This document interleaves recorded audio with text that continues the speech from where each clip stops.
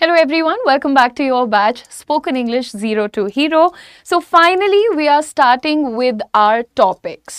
मैंने अभी आपको बताया कि आप सभी का स्वागत है आपके स्पोकन इंग्लिश के complete batch zero to hero में, और आज से हम शुरुआत करने जा रहे हैं अपने ग्रामर टॉपिक्स की। ग्रामर क्यों इम्पॉर्टेंट है? सबसे पहली चीज़, जब आप स्पोकन इंग्लिश का ग्रामर पढ़ेंगे, मैंने आपको पहले भी समझाया है कि ग्रामर को डर के हैंडल मत करना, क्योंकि एक बहुत इंपॉर्टेंट रीजन होता है कि जो हमारी बोल चाल की अंग्रेजी होती है और जो हमारी रिटन इंग्लिश होती है, इन दोनों में ग्रामर के लेवल्स और डेप्थ यानी गहराई बहुत अलग होती है। तो रिटन इंग्लिश का जब तुम ग्रामर देखते हो या ऑब्जर्व किया जाता है तो बहुत स्ट्रिक्ट कड़ाई के साथ होता है, पर बोलचाल की भाषा में अक्सर लोग इसमें गलतियां करते हैं और सुनने वाला उनकी अनदेखी कर देता है, तो इतना हार्ड जजमेंट नहीं होता है इस केस में। ठीक है, तो सबसे पहली चीज यहां पर आपके सामने आज का आपका टॉपिक नाउन, हम इसे पढ़ने वाले हैं स्पोकन इंग्लिश के पॉइंट ऑफ व्यू से। तो एक बहुत ही इंटरेस्टिंग क्लास होने वाला है आपके लिए। पहला सवाल, व्हाट इज नाउन? नाउन होता क्या है? देखिए, नाउन अगर आप किसी भी चीज का, वस्तु का, किसी भी ह्यूमन बीइंग का, किसी भी प्लेस का, या किसी भी आइडिया का, या फिर थिंग, वस्तु जो मैंने बोला, एनिमल, इनका नाम लेंगे तो वो जो नेम्स होते हैं वो आते हैं नाउन की कैटेगरी में। तो नाउन को सिंपली अगर डिफाइन करेंगे तो हम इन्हें कहेंगे नेमिंग वर्ड्स। ठीक है, नाम बताने वाले शब्द। ये आपको किसका किसका नाम बताते हैं? Noun is the name of a place, person, thing और आइडिया। देखो, प्लेस आप लोग सब समझते हो, लोकेशन, स्थान को प्लेस कहा जाता है, और अगर उस जगह का कोई नाम है तो वो नाउन में आ जाएगा। देखो, अगर तुम उस जगह को कह रहे हो सिटी, इसको कोई और नाम नहीं दिया, तुमने बस बोला I am going to a city, तो ये क्या हो गया? नाउन हो गया। अगर तुमने इसका नाम रख दिया, मान लो टाउन, तुमने कहा I am going to the town, तो ये नाउन हो गया। ये नाउन क्यों हो गया? क्योंकि ये एक पॉइंट पर ये किसी चीज के नाम का काम कर रहा है। So any word which is acting as the name of something is going to be a noun. Okay, अब अगर सिटी की जगह मान लीजिए मैंने लिखा प्रयागराज, तो ये क्या हो जाएगा? ये भी एक नेम है, तो कौन सी कैटेगरी में जाएगा? नाउन की कैटेगरी में जाएगा। इसी तरह से यहां पर लिखे सारे चीजों का नाम बताता है आपको नाउन। प्लेस में आप देखिए, चाहे वो गोवा हो जाए, ताजमहल हो जाए, आप कहते हो जी समुद्र, तो समुद्र भी एक तरीके की लोकेशन हो गई, right? He is in the sea और ही इज इन द सी कहने के कई मीनिंग होते हैं एक्चुअली। कभी लोग यात्रा कर रहे हैं, कभी कोई वहां पर बस तैरने के लिए गया है, सो अलग अलग तरीके से। बट आप सोचो, उस वक्त उस आदमी की लोकेशन का क्या नाम है? सी है। ऐसे ही तुमने कहा रिवर, तो ये भी एक तरीके से एक प्लेस हो जाता है, राइट? उस पर्टिकुलर जगह को, एरिया को आप क्या बोल रहे हो? एक नाम दे रहे हो, रिवर। ठीक है, for example the boat is in the river, तो बोट की लोकेशन क्या हो गई भाई? रिवर उसकी लोकेशन हो गई। सिमिलरली प्लैनेट बोलोगे, फार्म हाउस बोलोगे। अब एक सेकेंड, टूरिस्ट प्लेस, ये दो वर्ड्स एक साथ पढ़ना। मान लो कि तुम्हें नहीं पता कि ताजमहल का नाम क्या है, एग्जाम्पल है, तुम्हें नहीं पता ताजमहल का नाम क्या है, तो तुम बोलोगे अरे this is a beautiful tourist place, ये एक टूरिस्ट प्लेस है। तो अभी तुमने उस जगह का क्या नाम रखा? टूरिस्ट प्लेस रखा। तो जब भी तुम एक शब्द को, किसी चीज, किसी जगह, किसी इंसान का नाम बनाओगे, वो नाउन हो जाएगा। ठीक है, सिर्फ एग्जाम्पल यहां पर आपको दिखा रहे हैं। पर्सन के केस में देखो, पर्सन को अब अगर तुम किसी को जानते हो कि भाई उसका नाम जॉन है, तो तुमने नाम क्या बताया? जॉन, तो वो नाउन हो गया। मान लो कि तुम्हें नहीं पता कि वो जॉन है, पर तुम्हें ये पता है कि वो नौकरी क्या करता है। अरे यार, वो डॉक्टर है ना, डॉक्टर वो वाला, बहुत अच्छा डॉक्टर है, तो तुम उसका क्या नाम रख रहे हो? डॉक्टर नाम रख रहे हो। ऐसे ही बायोग्राफर, ये भी एक तरीके का प्रोफेशन का नाम है, एक नौकरी पेशे का नाम है ये। सिमिलरली कार्डियोलॉजिस्ट, कार्डियोलॉजिस्ट आपके हार्ट के डॉक्टर का नाम होता है। सिमिलरली कैमरामैन, कैमरामैन प्लूरल होता है, कैमरामैन सिंगुलर होता है। अभी आपको सब कुछ बताएंगे सिंगुलर प्लूरल, पर एक प्रोफेशन का नाम है। She is an actress. अब वो उनका आपने क्या नाम बताया कि वो एक्ट्रेस है। जैसे हम लोग कई बार नाम नहीं जानते, अरे यार वो वाली फिल्म की जो हीरोइन थी वो बहुत अच्छी हीरोइन थी, हीरोइन ने विलेन का मर्डर कर दिया, तो आप यहाँ पर किसी एक इंसान को नाम दे रहे हो हीरोइन या फिर एक्ट्रेस, तो ये आपके सामने नाउन बनकर आ जाता है। एंड पॉलिटिशियन जब आप कहते हो लोगों को, चाहे आप उनको नाम से बुलाइए कि नरेंद्र मोदी, या फिर आप उनको राजनाथ सिंह बुलाइए या नितिन गडकरी बुलाइए, लेकिन अगर आप नाम नहीं जानते तो आप कहते हैं ही इज अ पॉलिटिशियन, वो वाले पॉलिटिशियन बहुत अच्छे हैं, तो आप क्या नाम दे रहे हो, पॉलिटिशियन बोल रहे हो। ऐसे ही जब तुम किसी इंसान को नहीं जानते हो तो कहते हैं वो लड़का, वो कहीं देखा हुआ लग रहा है, तो लड़का उसका नाम हो गया बॉय, बाद में तुम्हें पता चला कि उसका नाम जतिन था, तो ये उसका नाम है। तो ये सारे वर्ड्स जब भी एक नेम की तरह एक्टिंग करेंगे तुम इनको नाउन में रखोगे, ठीक है, ध्यान देना। नेक्स्ट देखते हैं वस्तु, थिंग्स। थिंग्स में क्या क्या आ सकता है भाई, अनाज भी तो एक चीज होती है, वस्तु होती है। रॉक यानी पत्थर वत्थर जो होते हैं वो भी एक वस्तु में आ सकती है। Trees, forest, paper, glass, metals, plastic, ये सब वस्तुओं के नाम होते हैं। अरे वहां कोई चीज पड़ी है, एक वस्तु पड़ी है, अब वो वस्तु हो सकता है प्लास्टिक हो सकता है हीरा हो सकता है गोबर हो, पर है तो एक वस्तु, राइट। तो वस्तु के जो नेम्स हैं उनको भी आप नाउन बोलते हो। सिमिलरली आइडियाज, इसको समझने में बच्चा परेशान होता है। आइडिया का नाम क्या होता है मैम? देखो सोच के बताओ बेटा, रेवोल्यूशन क्या है? क्रांति, जिसको हिंदी में तुम कहते हो क्रांति आई। अरे भाई जैसे तुम ये कहते हो कि सीता आई या महविश आई, फरहीन आई, या फिर अलग अलग नाम, गुरप्रीत आई, इस तरह से बोलते हो ना। एक यहाँ पर हमने सारे लड़कियों के नाम के एग्जाम्पल दिए आपको। सिमिलरली आप कहते हो क्रांति आई, राइट, तो कुछ तो आया, यानी कि अगेन आप एक कॉन्सेप्ट का नाम दे रहे हो। आइडिया क्या होता है? किसी का जो थॉट है, किसी का जो सोचने का तरीका है, उसको हम कहते हैं एक आइडिया। और आइडियाज के अपने नाम होते हैं, जैसे कि यहाँ आपने देखा रेवोल्यूशन एक आइडिया का नाम, रेजोल्यूशन भी एक आइडिया ही है भाई, है ना। अब इसको तुम लड़का लड़की वस्तु तो नहीं बोल सकते, ये एक थॉट है, एक आइडिया है। देन इन्वेंशन, ये भी एक, जो तुम अंग्रेजी में कहते हो ना, कॉन्सेप्ट है, concept of equality, justice, education, ये सब आइडियाज हैं, कॉन्सेप्ट्स हैं, सोच का नाम है, एक तरीके की सोच का नाम, उसको बोलते हैं हम आइडियाज। कंक्लूजन, ये भी नाउन है। आर्ग्यूमेंट, ये भी नाउन है। तो जब इस तरीके की चीजें देखोगे जो कि किसी के दिमाग की उपज है, something which has come out of somebody's idea, कोई ऐसी चीज जो किसी इंसान के आइडिया पर बना है, उसके नेम्स जो हैं, ये सब नाम है बेटा उन चीजों के। जस्टिस की मैंने बात की, यहां पर मैं सोशल जस्टिस बोलने जा रही थी।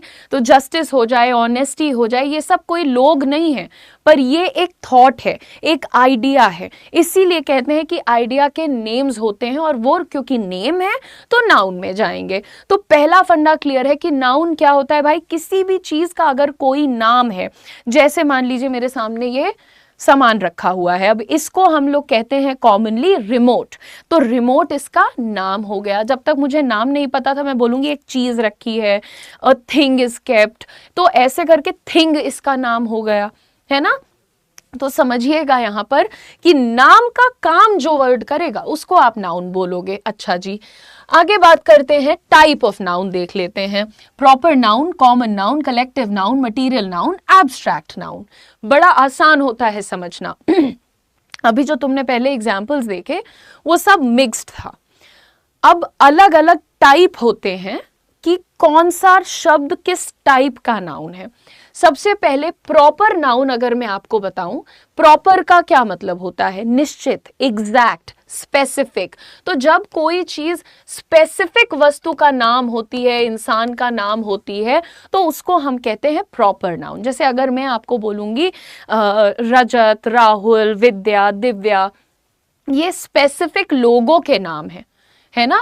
तो यहां पर आपके सामने कुछ एग्जाम्पल्स लिख देते हैं। ये यूनिक है, डेफिनेट है। तुम रजत बोलोगे तो रजत नाम का व्यक्ति तुमसे मिलेगा, तुम दिव्या बोलोगे तो दिव्या नाम की महिला आपसे मिलेंगी, इस तरह से। कॉमन नाउन वहीं पर अगर हम बात करें तो कॉमन क्या होता है, जो सबके बीच बटा होता है, बहुत सारे लोगों द्वारा शेयर किया जाता है, उसको हम कहते हैं कॉमन नाउन। अब कॉमन कैसे होगा मैम?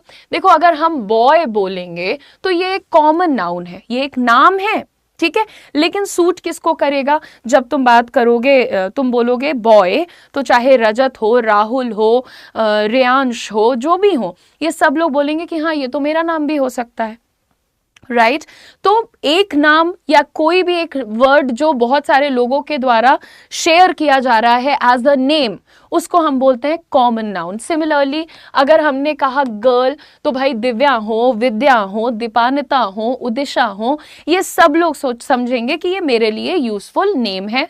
अगर आप मेरा नाम नहीं जानते तो आप मुझे क्या बोलोगे? एक लड़की बोलोगे, तो लड़की क्या हो गया? कॉमन नाम हो गया, क्योंकि लड़की मैं भी हूं, लड़की रेखा भी हो सकती है, सुनीता भी हो सकती है, तो ये सबके लिए कॉमन नाउन हो गया।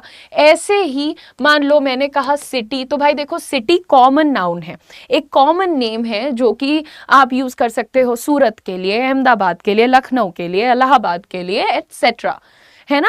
तो ये भी क्या है भाई? एक कॉमन नाम है जो बहुत सारे प्लेसेस के द्वारा यूज हो सकता है। तो जो नाम कॉमनली बहुत सारी जगहों, लोगों, वस्तुओं के लिए यूज हो सकता है वो कॉमन में जाएगा, और जो निश्चित है, जैसे मैंने कहा सूरत, तो ये एक स्पेसिफिक जगह की बात कर रहा है, तो ये प्रॉपर है। कॉमन प्रॉपर को समझना बहुत इजी है, लेकिन कॉमन प्रॉपर के बाद मैं आपको बताऊंगी एब्स्ट्रैक्ट नाउन। एब्स्ट्रैक्ट का मतलब क्या होता है? that which cannot be seen or touched, वो जिसे देखा या छुआ नहीं जा सकता है। तो फॉर एग्जाम्पल आपने कहा कि एंगर, अब भाई पहली चीज समझो कि एंगर क्या है? एक इमोशन का नाम है ना, इमोशन का नाम ही तो है ना। तुम इस वक्त कौन सी इमोशन महसूस कर रहे हो? शायद तुम क्यूरियोसिटी महसूस कर रहे हो, जिज्ञासा, है ना, तो ये एक तरीके की इमोशन का नाम हुआ। सिमिलरली बेटा लव हो जाए, हेट हो जाए, ये सब इमोशन के नाम है। क्योंकि ये नाम है तो ये तुरंत नाउन हो गए। पर तुम इन चारों को ही देख लो, इनमें से तुम किसी को देख नहीं सकते और तुम किसी को टच नहीं कर सकते, पर तुम जानते हो कि ये सारी चीजें एग्जिस्ट करती हैं। और एब्स्ट्रैक्ट वर्ड का हिंदी में अर्थ हो जाता है निराकार, यानी जिसका कोई स्पेसिफिक शेप, साइज, कलर हमको पता नहीं होता, पर वो चीज एग्जिस्ट करती है। ठीक है, एंगर नाम की चीज तो सबको पता होगी, लव नाम की चीज सबको पता होगी। तो इस तरह के हमारे पास बहुत सारे नाउन्स होते हैं जिनको आप देख नहीं सकते, छू नहीं सकते, पर उनका नाम है, और वो नाम है इसलिए वो नाउन है। नेक्स्ट पे हम बात करेंगे अपने मटीरियल नाउन के बारे में। मटीरियल का मतलब क्या होता है? फैब्रिक या इंग्रेडिएंट, यानी कि जो चीजें, वस्तुएं मिल करके कुछ और बना सकती हैं। जैसे देखो, अगर तुम तेल को किसी और प्रोडक्ट के साथ मिलाओगे तो वो तुम्हें अलग अलग प्रोडक्ट बना के दे सकता है। तुम मिल्क को अलग अलग चीजों के साथ मिलाओगे तो वो तुम्हें कुछ और क्रिएट करके दे सकता है। तुम कॉटन को अलग अलग चीजों के साथ मिक्स करोगे, वो तुम्हें अलग अलग और क्रिएट करके दे सकता है। तो जो इंग्रेडिएंट होता है, जो फैब्रिक होता है, वो जाता है मटीरियल नाउन के अंदर। एक और अच्छी बात समझना कि जितने तुम्हारे मैन्युफैक्चर्ड गुड्स होते हैं ना, जैसे कि आपका प्लास्टिक, ऑयल, रिफाइंड, घी, ये सब जो है, रबर, ये सारी चीजें आपके मटेरियल नाउन के अंदर आती हैं। यहाँ पर लिखा है मैन्युफैक्चर्ड, ठीक है, थोड़ा जल्दी जल्दी लिख दिया है पर आप ध्यान से सुनिए, मैन्युफैक्चर्ड, उत्पादित। अच्छा, अब आगे बात करते हैं। इसके अंदर एक और चीज आती है, नेचुरल फिनोमिना। सारे नेचुरल जो तुमने फिनोमिनन्स के नाम सुने हैं, ठीक है, वो किस में जाते हैं? वो आते हैं मटीरियल नाउन में। कौन कौन से होते हैं नेचुरल हमें पता ही नहीं है। तो जैसे तुमने वर्ड सुना है फॉग, जिसको कुहासा या कोहरा बोलते हैं, mist, rain, mud, cloud, air, air को बच्चा अक्सर कहता है कि एयर को देख नहीं सकते, छू नहीं सकते, तो आप उसको एब्स्ट्रैक्ट नाउन बता दीजिए, बट ऐसा नहीं होता है। अगर आप लेंस से देखेंगे तो आपको दिखेगा, क्योंकि एयर भी गैस से बनी है और गैस सबको दिखती है, और एयर वही गैस दूसरी गैस के साथ मिलकर के हमें कुछ और क्रिएट करके दे सकती है ना, तो वो भी आपका मटीरियल नाउन में आ जाएगा, है ना। मटीरियल नाउन के अंदर आप कोको पाउडर, शुगर, मिल्क, इस तरीके की चीजें जो है ऐड कर सकते हैं। इसीलिए मैंने यहाँ पर मैन्युफैक्चर्ड गुड्स और नेचुरल फिनोमेना लिख दिया है, ताकि आप जानते रहें कि जो भी इन चीजों के नाम होंगे वो हमारे मटीरियल नाउन में आएंगे। अब जो लास्ट चीज हम डिस्कस करने जा रहे हैं वो है हमारा कलेक्टिव नाउन। कलेक्टिव नाउन बहुत जरूरी होता है। देखो, कलेक्टिव नाउन कहां से आता है? कलेक्शन से आता है। कलेक्शन का मतलब हो जाता है समूह, ठीक है, और क्योंकि नाउन है तो क्या हो गया, मतलब समूहों का नाम, ठीक है। समूहों के नाम को हम कहते हैं कलेक्टिव नाउन। अच्छा, आप बताओ मुझे, स्टूडेंट्स के एक समूह का क्या नाम होता है? क्लास। टीचर्स के एक समूह का क्या नाम होता है? स्टाफ या फिर फैकल्टी। अगर चाबियों का एक ग्रुप है, समूह है, गुच्छा है, तो उसको क्या कहते हैं? बंच। फूलों का भी एक समूह है तो कहते हैं बंच। अगर स्टिक्स, डंडे, डंडों का एक अगर गुच्छा है, समूह है, तो उसको कहते हैं बंडल। नोटों का अगर एक गड्डी है, जिसको गड्डी कहते हैं, अगर समूह है तो उसको भी क्या कहते हैं? Bundle of notes. तो इस तरह से हमारे पास बहुत सारे ग्रुप्स के नाम होते हैं, और क्योंकि वो नाम है इसलिए वो कलेक्टिव नाउन में जाते हैं। यहां पर कुछ एग्जाम्पल्स आप लिख सकते हैं, जैसे मैंने आपको बताया, class, heard, army, police, community, ये सभी समूहों के नाम होते हैं, इसलिए कलेक्टिव नाउन कहलाते हैं।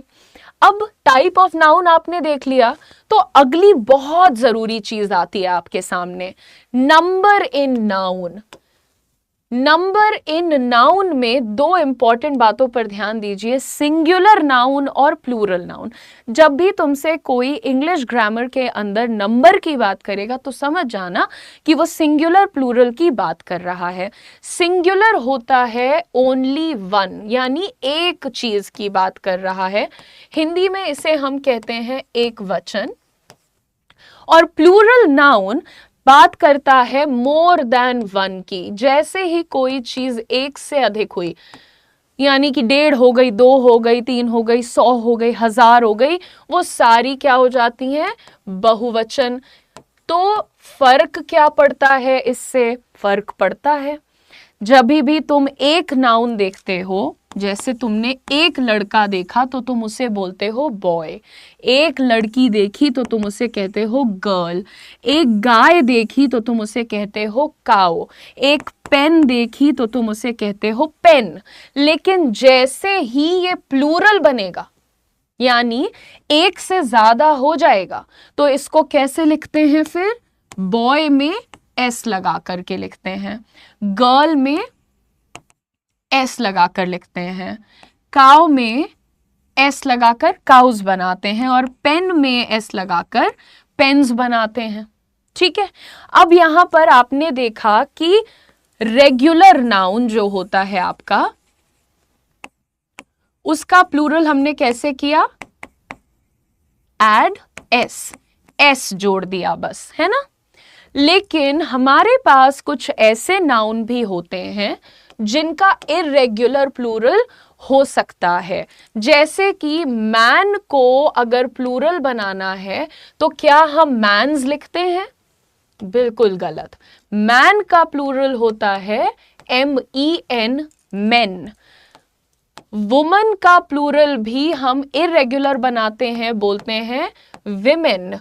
प्रोनाउंसिएशन सुनिएगा, जब एक वचन है तो हम इसे बोल रहे हैं वुमन, वुमन, ठीक है। और जैसे ही ये बहुवचन हुआ हम इसे कहते हैं विमेन, विमेन, ठीक है।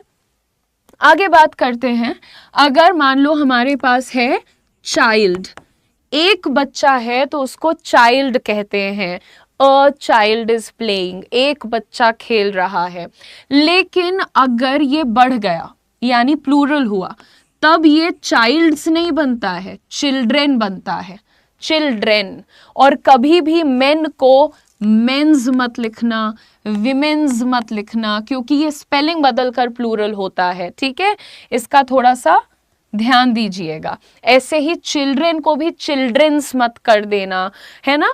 तो ये कुछ इरेग्युलर नाउन्स होते हैं जिनका प्लूरल इरेग्युलर होता है एक्चुअली। अब दूसरी चीज ये कि हमारे पास एस के एग्जाम्पल तो हमने आपको दे दिए, टीचर है सिंगुलर, टीचर्स है प्लूरल, डॉक्टर है सिंगुलर, डॉक्टर्स है प्लूरल।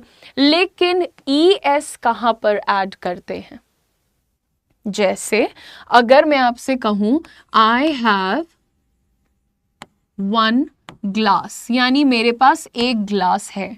अगर यहीं पर मुझे कहना है कि मेरे पास 2 ग्लासेस हैं, तब मैं कैसे लिखूंगी? क्या मैं इसके आगे एक और एस लगा दूंगी? कुछ इस तरह से बिल्कुल गलत हो जाएगा। This will be absolutely incorrect. तो यहां पर आपको एक नया कॉन्सेप्ट सिखाते हैं, इसमें हम जोड़ते हैं ई एस। क्या जोड़ते हैं? ई एस जोड़ते हैं। जब भी देखो, चिंता मत करना, ये स्क्रीन पे लिख के भी आएगा बाद में। जब भी हमारे पास कोई ऐसा वर्ड है जो कि एंड करता है एस पे, एस एच पे, सी एच पे, एक्स पे, एक और है okay, S S H C H Z, ठीक है। इन चीजों पर जब भी तुम्हारा कोई वर्ड एंड करता है नाउन, तो उसको प्लूरल बनाने के लिए इसमें आप ऐड करते हैं ई एस। जैसे ग्लास का एग्जाम्पल देखा, एंड में एस था, हमने ई एस लगा दिया। एस एच में मान लो मेरे पास, हमें कहना है कि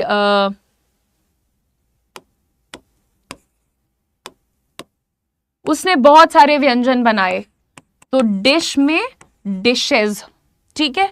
सिमिलरली अगर मेरे पास है बेंच, क्लास में 5 बेंच थी, बेंचेस, ठीक है। प्रोनाउंसिएशन देख रहे हो, जब ई एस लगा रहे हो नाउन में तो वो एज का साउंड दे रहा है। डिशेज, बेंचेस, ग्लासेस, एज का साउंड है, ग्लासेस नहीं होता है, ठीक है, ग्लासेस। अच्छा, ऐसे ही अगर मिक्स को प्लूरल बनाएं तो मिक्सेस, बज को प्लूरल बनाएं तो बजेस। इस तरह से हमारे पास जो नाउन्स होते हैं एंडिंग एट दीज वर्ड्स, उनमें हम ई एस लगाकर उनको प्लूरल बनाते हैं। अभी एक रूल बचा है, लेकिन मैं आपको ये एक्सप्लेनेशन दिखाना चाहती हूँ सामने लिख करके भी, ठीक है। जो चीज मैंने अभी बताई थी वो सेम यहाँ पर लिखी भी है। अब अपना ये वाला रूल देखो, अगर तुम्हारे पास कोई वर्ड वाई पे खत्म हो रहा है तो उसमें आई ई एस कैसे लगाते हैं? जैसे बेटा, अगर मुझे ये कहना है कि भारत के सभी शहर सुंदर हैं, तो कैसे इसको प्लूरल करोगे? क्या तुम इसको सिटीज बोलोगे? ऐसा गलत हो गया। अब ध्यान से सुनना, अगर हमारे पास एक वर्ड है ending eight y and it has a consonant before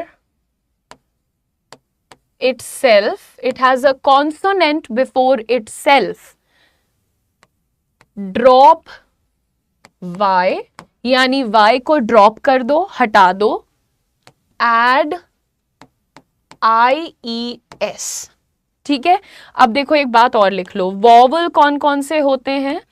A, E, I, O, U, A, E, I, O, U, ठीक है। लेकिन इनके अलावा जो तुम्हारे लेटर्स होते हैं वो सब कॉन्सोनेंट होते हैं। तो यहां हमने क्या बताया, अगर तुम्हारे पास कोई भी ऐसा नाउन है जिसमें एंड में Y आता है, जैसे यहां पर आ रहा है, और उसके पहले एक कॉन्सोनेंट लगा है, देखो AEIOU वॉवल है। क्या टी उस लिस्ट में दिख रहा है? नहीं दिख रहा है, तो यानी टी क्या हुआ? वॉवल, कॉन्सोनेंट हुआ। तो अब क्या करेंगे, इसको प्लूरल कैसे बनाएंगे? पहले y को ड्रॉप किया, ऐड क्या करना है? IES, तो सिटी बन जाएगा सिटीज, बेबी क्या बन जाएगा? बेबीज। ऐसा क्यों हो रहा है? क्योंकि y के पहले कॉन्सोनेंट लगा है। लेडी क्या बन जाता है? लेडीज, है ना? तो इस तरह से स्पेलिंग का भी ध्यान रखना सिंगुलर प्लूरल करते वक्त। अगर एक महिला है तो आप बोलिए one lady is there.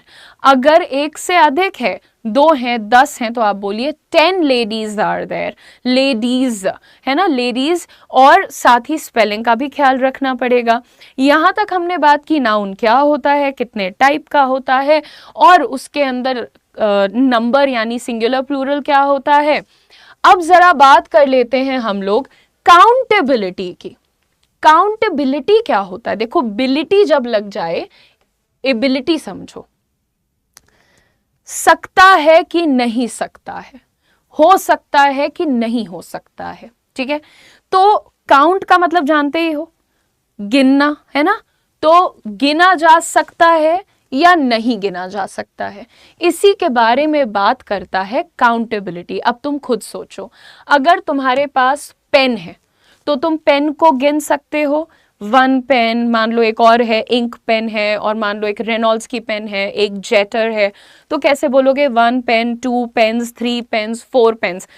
Pen को गिन सकते हैं, करेक्ट।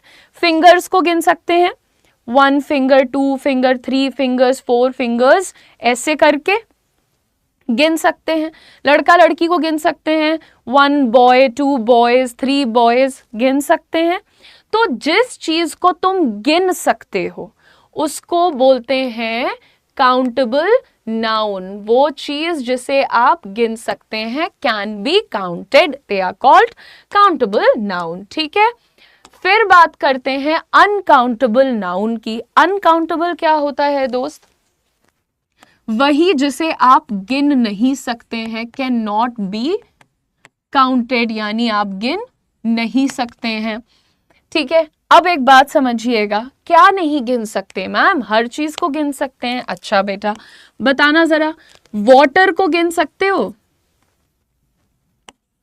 वाटर को, ऑयल को, आटे को, चीनी को, इन चीजों को गिन सकते हो? जो चीज बहुत बारीक है या जिसके टुकड़े अलग नहीं है बिल्कुल क्लियरली, उसे आप कभी गिन नहीं सकते हो। चाहे वो पानी हो, तेल हो, आटा हो, चीनी हो, नमक हो, बालू हो, मिट्टी हो, आपके सर के बाल हो, आप नहीं गिन सकते उन चीजों को। तो जिन चीजों को आप नहीं गिन सकते उन्हें कहते हैं अनकाउंटेबल नाउन।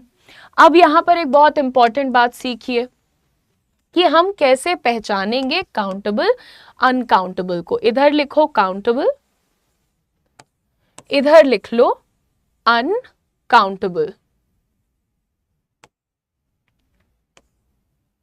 ठीक है? काउंटेबल के अंदर आपको ध्यान देना है कि ये सिंगुलर और प्लूरल दोनों हो सकते हैं। जिसको तुम गिन सकते हो बेटा, उसी को तो तुम बोलोगे ना गर्ल, और अगर एक से ज्यादा है तो गर्ल्स। जिसको गिन ही नहीं सकते उसको ज्यादा कम कैसे बताओगे? तो वो कभी भी प्लूरल नहीं हो सकता। Uncountable can never be plural, ठीक? जो काउंटेबल होता है, it can take article a and the, यानी काउंटेबल नाउन अपने पहले अ भी लगवा सकता है, एन भी लगवा सकता है, और द भी लगवा सकता है। लेकिन अनकाउंटेबल के पहले कभी भी ऐसा नहीं कहोगे give me a water, give me a sugar, give me a अभी क्या गिव मी एन ऑयल, ऐसा नहीं बोल सकते। तो यहां पर आप लिखिए it can only take article the. ठीक है, तो ये सिर्फ आर्टिकल द ले सकता है। अब यहां पर एक एग्जाम्पल के तौर पे आपको समझाती हूं। जैसे अगर मान लीजिए मैंने आपसे पूछा कि बेटा स्टार्स क्या है, काउंटेबल है या अनकाउंटेबल है। अब बच्चा कहता है कि मैम तारे तो अनगिनत हैं। अनगिनत का मतलब होता है इनन्यूमरेबल, जिसकी तुम पूरी संपूर्ण गिनती नहीं बता सकते, यानी the total number of that you can not give me, so you will say that this is uncountable. But आप भूल गए एक छोटा सा रूल, कोई भी ऐसा नाउन जो सिंगुलर प्लूरल हो सकता है, आपने कई बार पढ़ा होगा स्टार्स, अगर ये अनकाउंटेबल होता तो ये कभी भी नहीं लिखा जा सकता था स्टार्स, फिर आप इसको हमेशा सिर्फ स्टार बोलते। आपने कभी भी नहीं पढ़ा होगा वाटर्स, है ना, शुगर्स, इस तरह से तो नहीं पढ़ा। क्यों नहीं पढ़ा? क्योंकि वो अनकाउंटेबल है, उसका कोई बहुवचन होता ही नहीं। और इसी से पता चल गया कि ये हमारा काउंटेबल नाउन है। एक और जरा आंसर करिए, मनी आपके लिए क्या है, काउंटेबल है कि अनकाउंटेबल है? अब बच्चा तुरंत कहता है कि ये तो गिन सकते हैं, पैसा कौन नहीं गिन सकता। तुम करेंसी गिन सकते हो, मनी क्या है? मनी एक इकोनॉमिक कॉन्सेप्ट है। मनी तो भाई एक कॉन्सेप्ट है, कॉन्सेप्ट को कैसे गिनोगे? 1 मनीज, 2 मनीज, 3 मनीज, ऐसे तो नहीं बोलते। यानी कि इसको प्लूरल तुमने आज तक कभी नहीं बनाया, तो जो प्लूरल नहीं हो सकता वो क्या होता है? वो अनकाउंटेबल होता है। तो एक पहला क्लैरिटी कि प्लूरल हो सकता है कि नहीं, इससे मिलता है। अब अगर इसी की जगह मैं लिख दूं रूपी, तो इसको तुम गिन सकते हो, 1 रुपी, 2 रुपीज, 100 रुपीज, 1000 रुपीज एटसेट्रा। तो जिस चीज को आप प्लूरल कर सकते हो उसे आप बोलते हो काउंटेबल, जिस चीज को आप प्लूरल नहीं कर सकते हो उसे आप बोलते हो अनकाउंटेबल। इसके नीचे आपको कुछ वर्ड्स बता दे रही हूं। वर्क को कभी भी प्लूरल नहीं कर सकते आप लोग। फर्नीचर को कभी भी इंग्लिश लैंग्वेज में प्लूरल नहीं माना जाता। एडवाइस को आप कभी भी एडवाइसेस नहीं लिख सकते। न्यूज जो है वो अपने आप में दिखता प्लूरल है पर ये होता अनकाउंटेबल है। न्यूज को एक वचन बनाने के लिए भाई कभी न्यू थोड़ी बोल दोगे, I have a new. News तो न्यूज ही होता है, उसका नाम ही न्यूज है ना, तो ये अनकाउंटेबल में आता है। इंफॉर्मेशन जो तुम्हारा वर्ड है वो भी अनकाउंटेबल में आता है। तो इस तरह से हमारे पास कुछ स्पेसिफिक वर्ड्स होते हैं जो कि हमेशा क्या करते हैं, आपके अनकाउंटेबल नाउन के अंदर आते हैं। ऐसे ही पॉटरी हो गया, पोट्री हो गया, सीनरी हो गया, ये सारी चीजें भी अनकाउंटेबल के अंदर आ जाती हैं। और काउंटेबल तो तुम्हें पता ही है अच्छे से, जिन चीजों की गिनती कर सकते हो वो तुम इसके अंदर लिख देना। अब मैं आपको एक बहुत इंपॉर्टेंट चीज पढ़ाने वाली हूं कि नाउन काम क्या क्या करता है। नाउन मुख्य रूप से आपके सेंटेंस में, वाक्य में 2 काम करेगा। एक सब्जेक्ट का काम करेगा और दूसरा ऑब्जेक्ट का काम करेगा। सब्जेक्ट क्या हो जाता है दोस्त? डूअर ऑफ एन एक्शन, जो भी कोई क्रिया को कर रहा है उसको कहते हैं डूअर ऑफ एन एक्शन। क्या कहते हैं? काम को करने वाला, ठीक है। और उसी को हम कहते हैं सब्जेक्ट। या फिर जो भी कोई तुम्हारे सेंटेंस का टॉपिक है, जैसे कि Mahendra Singh Dhoni is a brilliant sportsman, तो यहां पर महेंद्र सिंह धोनी कोई एक्शन नहीं कर रहे हैं, बस वो तुम्हारा टॉपिक है, तो टॉपिक क्या हो गया? सब्जेक्ट में चला गया, है ना। ऐसे ही ऑब्जेक्ट क्या होता है? ऑब्जेक्ट होता है रिसीवर ऑफ एन एक्शन। देखो, आप वीडियो को पॉज कर सकते हो जब भी आपको कोई चीज नोट डाउन करनी है, रिवाइंड कर सकते हो, लेकिन बस ध्यान से सुनो। अभी मतलब ज्यादा बच्चे ना गड़बड़ कहाँ कर देते हैं कि जल्दी जल्दी नोट्स बनाने लग जाएंगे। सुनने का काम करो, पहले समझो कि भाई मुझे ये सब की जरूरत क्यों पड़ेगी, है ना। नाउन क्यों सीखूं मैं, इसलिए सीखना पड़ता है नाउन। ऑब्जेक्ट को कहते हैं रिसीवर ऑफ एन एक्शन, यानी जिसके ऊपर एक्शन हुआ है। जैसे मान लो मैंने कहा कि टॉम स्लैप्ड जेरी, टॉम ने जेरी को थप्पड़ मारा, तो यहां पर एक्शन किसके ऊपर हुआ, थप्पड़ मारा, किसको मारा, ये एक्शन को रिसीव किया है जेरी ने, तो तुम्हारा ऑब्जेक्ट जेरी हो गया।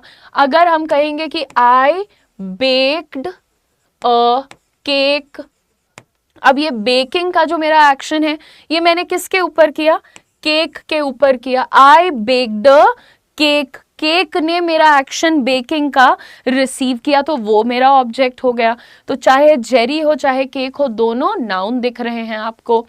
और सब्जेक्ट के रूप में देख लो, the cat broke the TV, बिल्ली ने टीवी तोड़ दी, तो कौन एक्शन कौन कर रहा है, कैट कर रहा है, सब्जेक्ट हो गया, नाउन हो गया।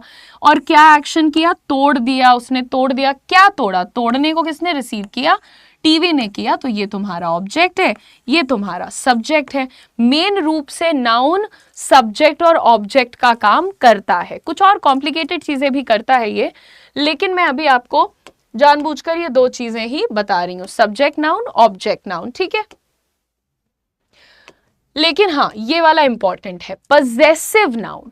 देखो पजेसिव का क्या मतलब होता है, वो फॉर्म जो तुम्हें बिलोंगिंग यानी कि रिश्ता, कि कौन किसको बिलोंग करता है, किसका किससे रिश्ता है। अगर हमें कहना है राम की कार, ठीक है, तो यहां पर आपको दिख रहा है कि ये जो गाड़ी है उसका रिश्ता राम से है, वो राम को बिलोंग करती है, वो राम उसका मालिक है। तो ये हम कैसे लिखेंगे, यहां पर आपको सबसे पहली चीज, अगर आपका नाउन सिंगुलर है, एक वचन है, तो आपको क्या करना है, राम लिखना है पहले ऐसे, और फिर यहां हवा में एक छोटा कॉमा बनाना है, इस कॉमा को एस से फॉलो करना है, यानी राम अपोस्ट्रोफी एस, ये जो कॉमा लगा है इसको बोलते हैं अपोस्ट्रोफी, उसके बगल में जो लगा है वर्ड उस लेटर उसको बोलते हैं एस। तो राम्स कार बन गया आपका फ्रेज, राम की गाड़ी, राम्स कार इज ब्यूटिफुल, ठीक है। लेकिन अगर मेरे पास एक प्लूरल सब्जेक्ट है, मान लो कि मुझे कहना है किसानों की मेहनत, किसानों की मेहनत, तो आप कैसे लिखेंगे, अब ये बहुवचन है, किसानों एक से ज्यादा, तो आप कहते हैं यहां पर पहले प्लूरल लिखो पूरा, फार्मर्स ऐसे लिख दिया। अब इसके आगे ऐसे करके ऐसे मत करना, प्लूरल को पजेसिव ऐसे नहीं बनाते, इसमें बस एक छोटा सा काम करना, पहले प्लूरल लिख देना और बस हवा में ऐसे कॉमा लगाकर छोड़ देना। फार्मर्स, मेहनत की अंग्रेजी hard work, farmers hard work, है ना, फार्मर्स हार्ड वर्क। भाई देखो किसानों की मेहनत तो बेजोड़ होती है, उतनी मेहनत करने वाले तो लोग ही नहीं बने हैं शायद। तो किसानों की मेहनत, फार्मर्स हार्ड वर्क, ठीक है। अब एक बहुत इंपॉर्टेंट कॉन्सेप्ट यहां पर लिखो, non living noun can not take apostrophe s. अगर कोई अजीवित वस्तु है जिसके अंदर निर्जीव है, अजीवित क्या होता है, निर्जीव है, तो उसके साथ अपॉस्ट्रोफी मत लगाना। अब बच्चे क्या कहते हैं, मेरे फोन की बैटरी, तो एस, एक second, where is the mic, sorry,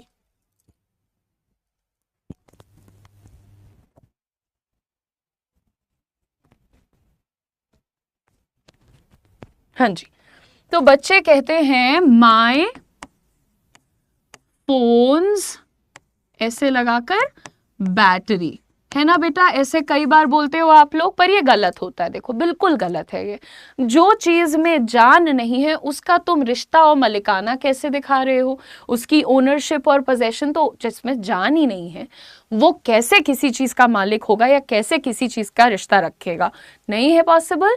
यहां पर हम यूज करते हैं हमारा प्यारा सा वर्ड ऑफ। ठीक है, दे टेक ऑफ, वो क्या करते हैं? ऑफ वर्ड को लेते हैं अपने साथ। तो माई फोन्स बैटरी, मैंने आपको बताया था पहले, माई फोन्स बैटरी, इसको क्रॉस कर दो, वो गलत हो गया। अब आप क्या करोगे यहां पर? Battery of my phone, battery of my phone, क्या हो गया? बैटरी पहले आ गया। ये नहीं, फोन ऑफ माई बैटरी मत कर देना, ऐसा लगेगा मेरी बैटरी का फोन।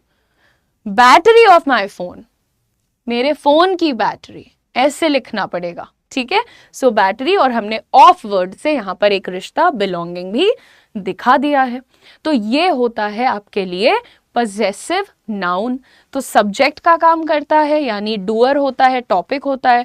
ऑब्जेक्ट यानी कि रिसीवर ऑफ एक्शन होता है, और पजेसिव यानी कि रिश्ते भी दिखा सकता है। इतने काम आपका नाउन आपके लिए करता है।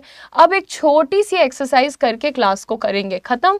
तो फटाफट से देखते हैं इन सेंटेंसेस में नाउन को आप कितनी जल्दी आइडेंटिफाई कर पाएंगे। द डॉग बार्क्ड लाउडली, अब यहां पर कौन एक्शन को कर रहा है? कौन मेरा टॉपिक है? डॉग है, ये एक एनिमल का नाम है, तो ये नाउन है। फटाफट से यहां पर अब हम लोगों को आइडेंटिफाई करना है। My sister is a doctor. अब बेटा अगर ध्यान दोगे तो ये जो वर्ड है सिस्टर, ये भी एक नाम है, एक रिश्ते का नाम। और ये जो वर्ड है डॉक्टर, ये भी एक नाम है, एक नौकरी का नाम। तो दो नाउन दिख गए। The sun is shining brightly, हम किसके बारे में बात कर रहे हैं? चमकने का काम कौन कर रहा है? सन कर रहा है। The sun is shining brightly. तो इस तरह से मैं आपको होमवर्क के लिए कुछ सेंटेंसेस दे करके जा रही हूं। शांति से बैठ करके इसमें देखना कि भाई नाउन कहाँ कहाँ मुझे दिख रहा है, सब्जेक्ट, ऑब्जेक्ट या पजेसिव, और उसको अपनी नोटबुक में मार्क करने की कोशिश करना। जितनी भी ग्रामर आप स्पोकन इंग्लिश के लिए पढ़ोगे, बहुत ध्यान से पढ़ना। कोशिश ये करना कि आपको समझना है, रटना नहीं है। ठीक है, और अगर आप लोग अच्छे से पढ़ाई करते रहोगे तो आई एम वेरी श्योर कि आप आराम से इस बैच की मदद से अच्छी अंग्रेजी बोलना सीख सकते हो। ठीक है, okay, thank you very much. Also आज की क्लास में थोड़ी ज़्यादा हिंदी यूज़ की है, लेकिन कल की क्लास में मैं इसका रेशियो कम कर दूंगी। ऐसा इसलिए ताकि जब आपका डाउट क्लास होगा तो मैं समझ पाऊंगी कि बच्चों को ज़्यादा हिंदी चाहिए या इंग्लिश हिंदी मिक्स चाहिए या कैसे चाहिए। ठीक है, तो आपको एग्जाम्पल के तौर पर हम दिखा दे रहे हैं। बहरहाल, thank you very much for watching the class. Next class से पहले उसको अच्छे से रिवाइज कर लेना, revise this class very well before you start watching the next class. So thank you very much once again, all the best. I will see you guys with the next class tomorrow. Bye bye.